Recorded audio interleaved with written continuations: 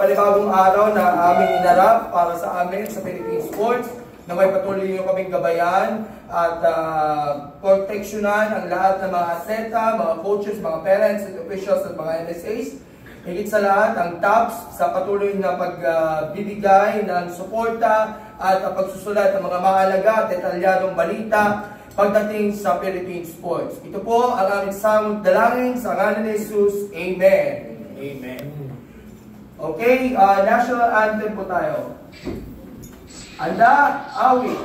Bayang magiliw, pero sa silanganan, alam ng puso, sa titig mo'y buhay, lupang inilang, duyan ka ng magiting, sa manluluting. Di ka pasisiil sa dagat at bundok, sa simoy at sa langit mong bugaw. May ilakang tula at awit sa paglayang minamahal.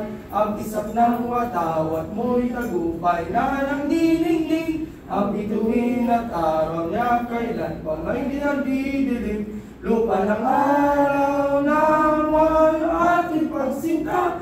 Buhay langit sa piling mo. Aming ligaya na pag may mga api ang mamatay ng dahil sa'yo. Please be seated. Thank you.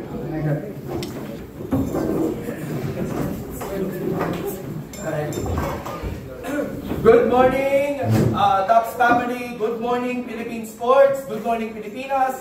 Welcome to another edition of the TAPS Usapang Sports Forum held at the Rizal Memorial Sports Complex, Philippine Sports Commission Conference Hall.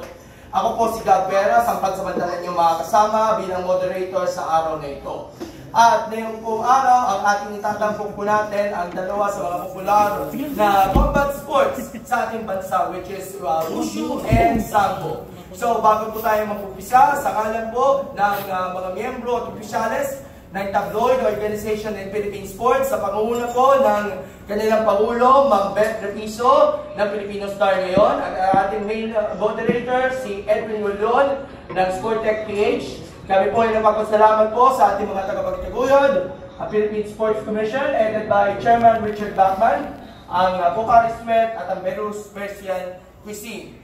Tayo po ay napapanood ng live sa ating Facebook page, ang TVC Channel 8, ang Pinoy Ako App, ang TAPS Usapang Sports Group, Bulgar Sports, and of course sa ating O-Stage Sports Corner PH. At kaya po lang aming sinasabi po, ang ating mga bisita ay may mga nagdaang mga kompetisyon na kanilang sinayaan. Of course, yung isa ay nanggaling sa Hong Kong at ang ating isa pang team ay nanggaling sa The Netherlands para sa isang malaking kompetisyon. So, atin po natin sila pakilala ang ating mga bisita natin. Unahin natin ang Wushu Arena, Quezon City. Sila po ay nakaakot ng iba't ibang mga medalya po. Diyan po sa nagdaang Hong Kong International Wushu Championships earlier this month dyan po sa Hong Kong. At of course, ang ating Pangulo ng Philippine Sambo Federation, Philippine Sambo Federation, si Sir Paolo Tangkochan, na siya po ay, yung kanyang Philippine Sambo team ay nag-akot ng medalya, 4 na medalya, dyan po sa Dutch Open Sambo Championships. So, good morning. Let's give them a round of applause. Okay, so pakilala muna natin isa-isa, your name, your school, and of course, introduce natin at ilang medals po kayo dyan sa Hong Kong? Pakilala mo natin. I am Coach Ara. I'm the head coach for Wushu Arena. And I also competed for the 20th Hong Kong International Wushu Championships, and I received 4 gold medals. Next. Yeah.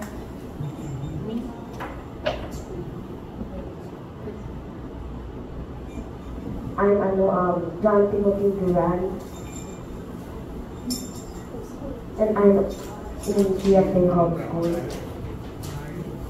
Next. How many medals? Ilang medals? 3 medals. Okay, next. My name is Lucas.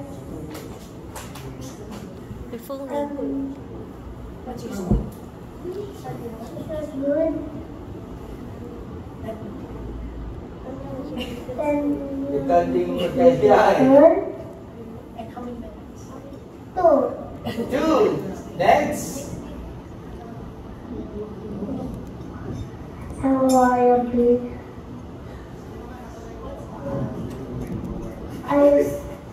I study in Road School, Quezon City. I have 1 medal. Okay, sa likod naman, natin ko lang. Ako po si Carl Ramirez from Lourdes School at nakakuha ko ng 5 medals po. Lady? Ako po si Dayan Basa from Chena College, Quezon City, and I have 5 gold medals. 5 medals po. I am Chloe May Manini, and I study at Tanyang Integrated School and gained 4 medals. I'm Shaina Daniel Liwanag from USD College of Architecture, and I got 4 gold medals. Okay, si Sir Paolo Tagrodja naman, yung opening remarks, at of course, anong balita dyan sa Bushi. Ay, isang ko pala, sorry. Good morning everyone. Thank you very much for having me here this morning. And ito po, masaya po akong ibalita na nakakuha po tayo ng 4 gold medals, 4 medals, 2 gold, 1 bronze, and 1 silver. So, yung athlete po natin, kakalapag lang po from Netherlands.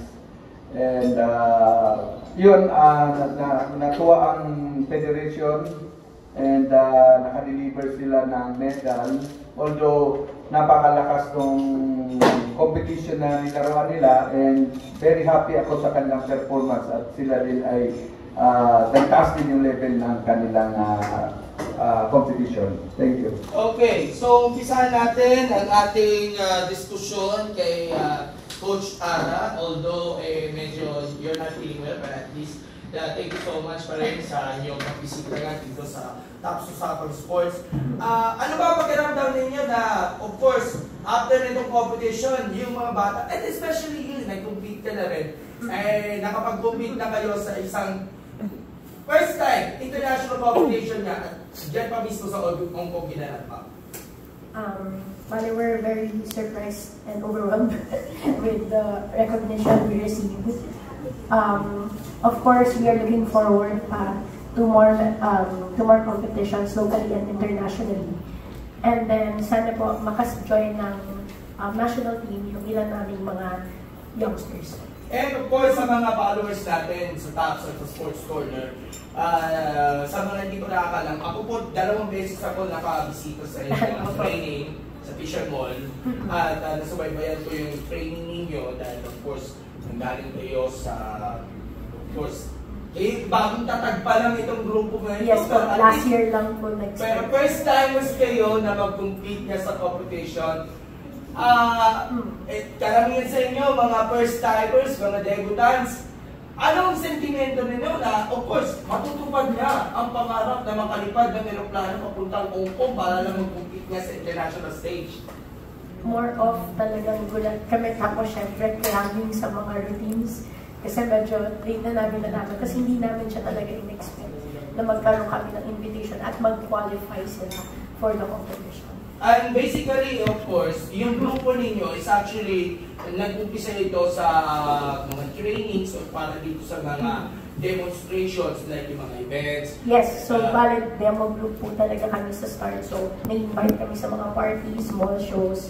So, basically, pang-demo lang po talaga yung team namin at the beginning. At yun talaga yung purpose ng team. So, biglaan po talaga na napasali kami sa competition. Lalo na pag Chinese New Year. Yes po. Dahil of course, madalas kasi pag Chinese New Year, ini-inject din yung wushu. Yan ang isa sa mga components kaya na ng Lion Dance na posible magiging isang sport na rin.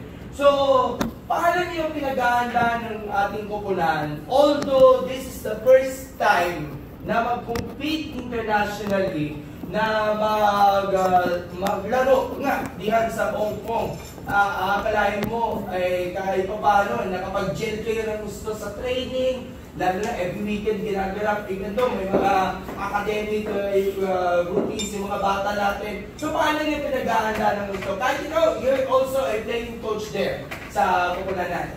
Yes po. So, during our free time, meron pa po kaming extra practices sa place ko. Ayun, so, yun lang po talaga. Tapos nung nagkaroon ng break, summer break, ayun. Pero sobrang konti mo ng practice namin dahil every Saturdays and Sundays lang kami sa Fisherman.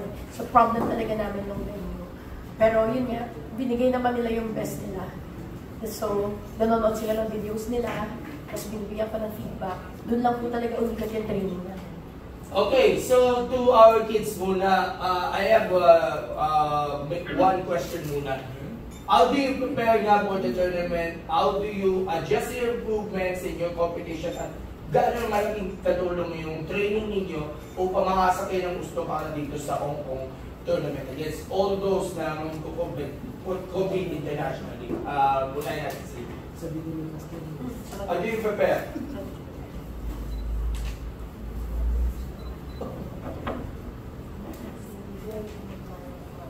You train.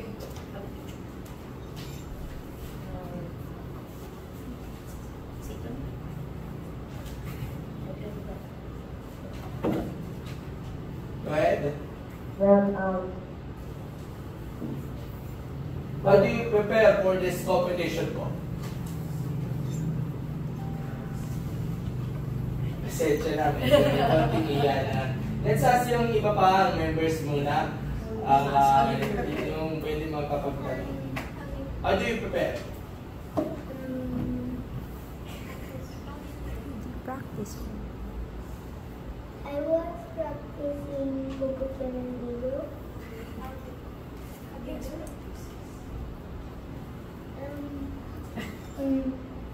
stretch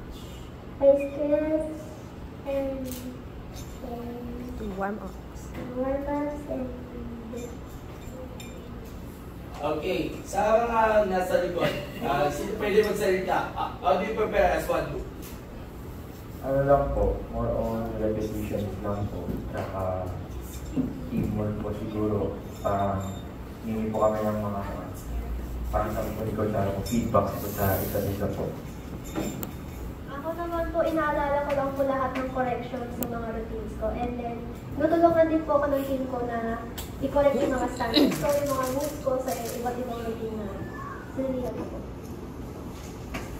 Me, personally, to improve is, I self-learn by watching videos and they take my inspiration.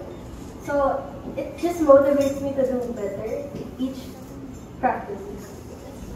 yeah, and also as a team, we did strength and conditioning trainings besides the regular routines that we do. And also, every time we do the routine, it's being recorded so that we can see ourselves and the mistakes, and we can coach and the team and correct us also so we can see each other and observe what our progress for the day. Okay, so we get back to you later yung ating Wushu Arena Quezon City team. Sir Paolo naman po tayo.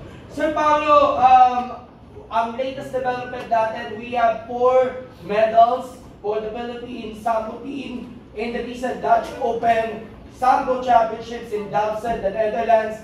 Although, alam ko hindi kayo nakasama sa team dahil nasa-kaso ka pa sa Manila.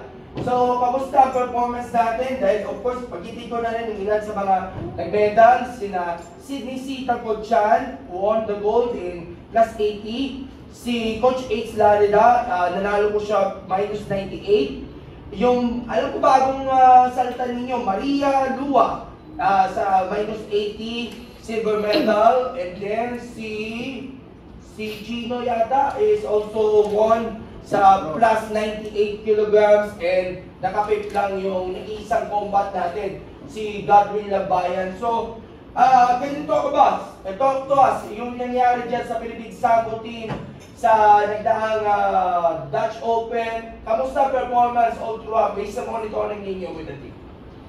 Although masyadong tumaas talaga yung level ng competition, I am very happy because tumaas din ang level ng ating performance ng ating mga athletes. Talagang ito world class kasi itong Netherlands, well known ito sila sa judo na mga Olympic level. Actually, marami silang Olympic gold medalists. Yung kinauna-unahan yatang gold medal na si Anton Gising, siyang galing sa Netherlands, Marco Singer, basta di na natin mabilang, sobrang dami. Ngayon, itong mga athlete nila from judo is nag-entry ngayon dito sa Sambo. So that's why, especially si Chino, ito yung pinakamahirap. Ang ina-expect ko talaga si Chino mag-gold. Pero ang nangyari sa kanya, 2 weight category higher ang kanyang na-entryhan. Kasi yun ang i-champion niya last year. So ngayon na-entryhan siya. So dito siya lumaro sa 98 kilos and above. So wala nang meaning, pag 98 kilos ka na, wala nang limit, heavyweight na. So yun ang nakalaban niya. First bout, yun ang nakalaban niya. Buti na lang mayroon silang yung repacharge, double repacharge. So nakasingit pa rin doon sa bronze kasi tinalo niya yung isang Netherlands. So pag you're the host, walang limit, pwede mong ipasok kung ilang entry na pwede. So yun ang advantage nila. Ngayon, si Olympic level talaga ang kalaban ni Chino, talaga malakas. So doon ko rin nasukat yung kanyang kasi si Chino is vying for LA Olympics. Gusto niya mag-qualify. So talagang sinubukan namin. And itong si Godwin naman, ang lone natin, combat sambo, Netherlands sila nakalaban niya. Bata pa yung nakalaban niya, mga 19 years old lang. Na-timing siya, na tamaan siya sa mukha. Instead of knockdown, biglang na-knockout. So, we are very disappointed doon sa tawag ng referee. Pero ganun talaga ang laro Hindi natin maiwasan ng ganun. Yun ang paningin siguro ng referee kasi mas malapit siya. Pero I saw the video, parang hindi pa siya dapat knockout knockdown lang. And si Sydney naman, doon ako kay Sydney humanga doon sa kanyang kalaban niya yung Germany. World class na judo din. Na talagang naunahan niya, may instinct siya dito sa leg locks. Na leg lock niya yung although naunahan siya ng points, pero nahuli niya yung paa. So doon ako umanga sa fighting spirit nung athlete natin. And itong si Lua from UST. Bali ito is a player ni Coach Gege, one of our members of our UST judo team. Talagang naaliw ako doon kasi sobrang tapang bata. Kailangan lang i-develop and kailangan pa Coach Gege more maintindihan pa niya yung mas malalim pang